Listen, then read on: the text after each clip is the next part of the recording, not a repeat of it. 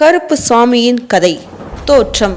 கருப்பு சுவாமி அல்லது கருப்பண்ண சுவாமி தமிழர் மக்கள் மரபில் வழிபடும் காவல் தெய்வங்களில் ஒருவர்.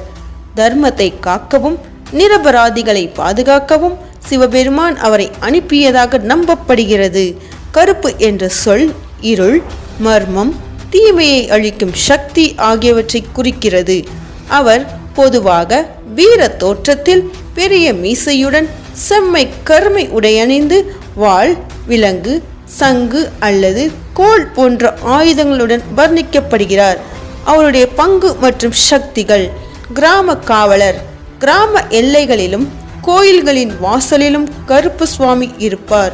அங்கு அவர் தீய ஆவி, அநீதி, துரதிருஷ்டம் ஆகியவற்றை தடுக்கிறார்.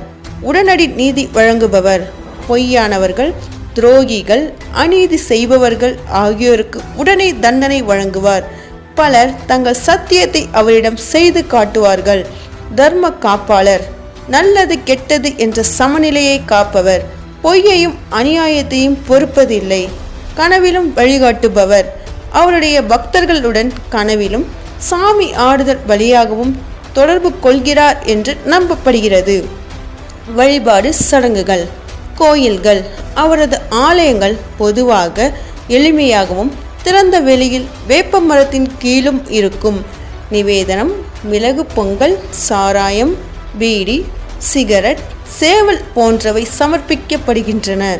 இது அவருடைய வீரத்தன்மையும் எளிமையும் குறிக்கிறது. வழிபாட்டு நாட்கள். செவ்வாய்க்கிழமையும் வெள்ளிக்கிழமையும் சிறப்பு நாட்களாக கருதப்படுகின்றன. சத்தியம். மக்கள் தங்கள் சத்தியங்களை கருப்பு சுவாமி முன்பு செய்வார்கள். பொய் சொல்பவர்களுக்கு உடனடி தண்டனை வரும் என நம்பப்படுகின்றன. புராண கதை. ஒரு கிராமத்தில் ஒரு காலத்தில் திருடர்களும் தீய ஆவிகளும் அடிக்கடி தொல்லை கொடுத்தன. அப்போது கிராம மக்கள் சிவபெருமானிடம் பாதுகாப்பு வேண்டினர். சிவபெருமான் தனது 3வது கண்ணின் தீயிலிருந்து ஒரு வீரனை உருவாக்கினார். அவர் கருமேனியுடன் வாள் ஏந்தியவனாகவும் பூமிக்கு இறங்கி தீமையை அழித்தார். அவர்தான் கருப்பு சுவாமி என்று அழைக்கப்படுகிறார். சில கதைகளில் அவர் ஐயனாரின் பரம்பரை காவலர் என்றும் சிலவற்றில் 18 சித்தர்களில் ஒருவராகவும் கருதப்படுகிறார். இன்றைய முக்கியத்துவம். இன்றும் கருப்பு சுவாமி சத்தியத்தின் காவலன், பொய்யையும் அநீதியையும் அழிப்பவர். சாதி மத வேறுபாடுகள் கடந்து மக்கள் தெய்வமாக போற்றப்படுபவர். அழியப்பட்டவர்களின் புலம்பலை கேட்டு உடனடி பதில் தருபவர் என நம்பப்படுகிறார்.